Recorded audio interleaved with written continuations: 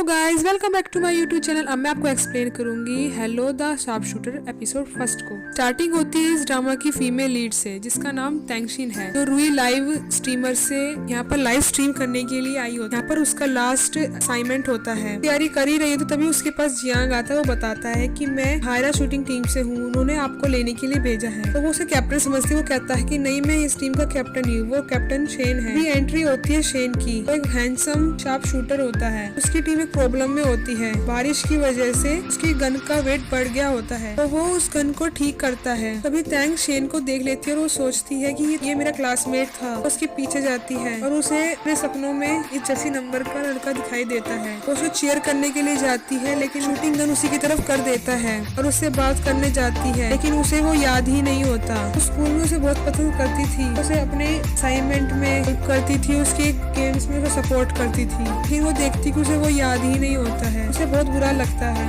तंग उसे बताता है कि उसे एक डिसऑर्डर है, वो कभी चेहरा और नाम याद नहीं रख पाता। तेंगशिन अपनी लाइव स्ट्रीमिंग कर रही होती है। शेन उसे देखता है तो वो कंफ्यूज हो जाता है कि मैंने इसे कहाँ देखा, और वो अपने मैच पर कंसंट्रेट भी नहीं कर पाता। ब्रेक के बाद वो तेंगशिन से कहता है कि मेरे मैच में तुम मत आओ, मुझे इससे प्रॉब्लम हो रही है, मैं अपने मैच पर कंसंट्रेट नहीं कर पा रहा। तेंगशिन उसे रूट बताती है और कहती है तुम्हारा क्या मैच है, मैं तुम्हारे मैच को डिस्टर्ब कर रही हूँ। वो कहता है कि तुम चाहे से रूट समझो कुछ भी, लेकिन तुम मेरे मैच में मत आना। तभी एंट्री होती है इस ड्रामा की सेकंड मेल लीड की, इसका नाम है डू लिंग। वो अपने फादर को कह रहा होता है कि मैं एक अच्छे स्पोर्ट्स पर्सन को लेकर आऊंगा हमारी एडवर्टाइजमेंट के लिए। डू लिंग तेंगशी से शूटिंग कंपटीशन के बारे में पूछता है। वो उसे बताती है कि वो बताती है कि उसको B1 में हो रही है। वो कहता है कि B1 कहाँ पर है, तो वो कहती है कि मैं तुम्हारी हेल्प करूंगी, चलो मेरे साथ। अब तेंगशी आगे लाइव स्ट्रीम ना करके पीछे बैठकर लाइव स्ट्रीम करती है। जब शेन उसे देखता है वो वापस से कंफ्यूज हो जाता है और वो वापस से कंसंट्रेट नहीं कर पाता। तो ये बात साउची भी नोटिस कर लेती है। साउची तेंगशी से बात करती है कि प्लीज हमारे साथ कोऑपरेट करो, तुम्हारे रहने से वो कंसंट्रेट नहीं कर पा रहा है। तो डूलिंग कहता है वो अपना काम कर रही है, वो उसे बाहर नहीं जा सकती, उसके स्कोर्स काफी नीचे जा रहे होते हैं। तो साउची उस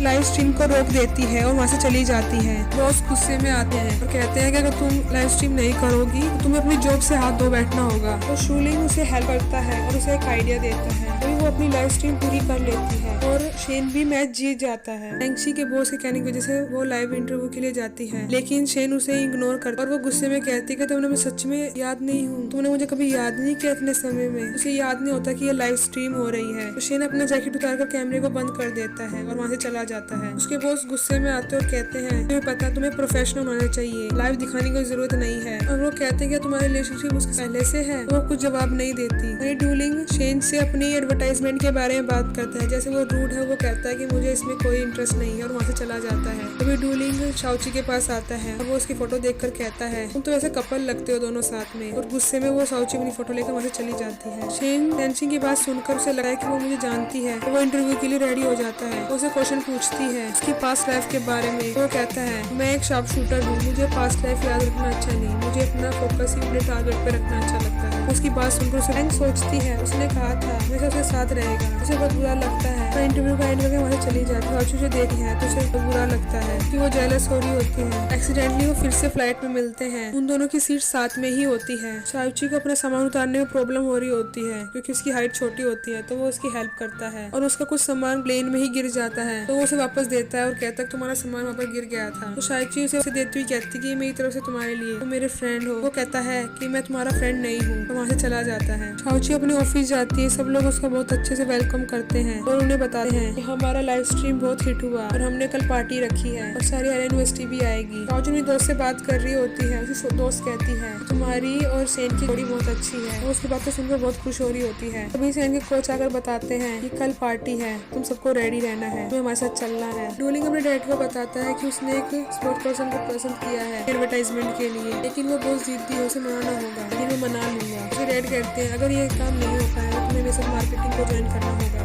शेन और तेंगशिन दोबारा से टकराते हैं, उससे बात करने की कोशिश करते हैं, लेकिन शेन उसे इग्नोर करके वहाँ से चला जाता है। वही डूली शेन को ढूंढते हुए उसके जिम्नेजियम में आता है और उसे वहाँ पर वो नहीं मिलता। वहीं पर उसे शाउची मिल जाती है। उसे कहता है कि तुम्हारी आंखें बहुत सुंदर है, तो हमारी एडवर्टाइजमेंट में पार्ट लोगी एम्बेसडर बनकर। तो तुम मेरी तरफ आए, मैं शूटिंग गन तुम्हारी तरफ कर दूंगी। शेन अकेले बैठकर कुछ सोच रहा होता है, तो जियांग उसे तुम इस लड़की के बारे में सोच रहे हो। यहीं पर कंप्लीट होता है episode. Bye bye, thank you.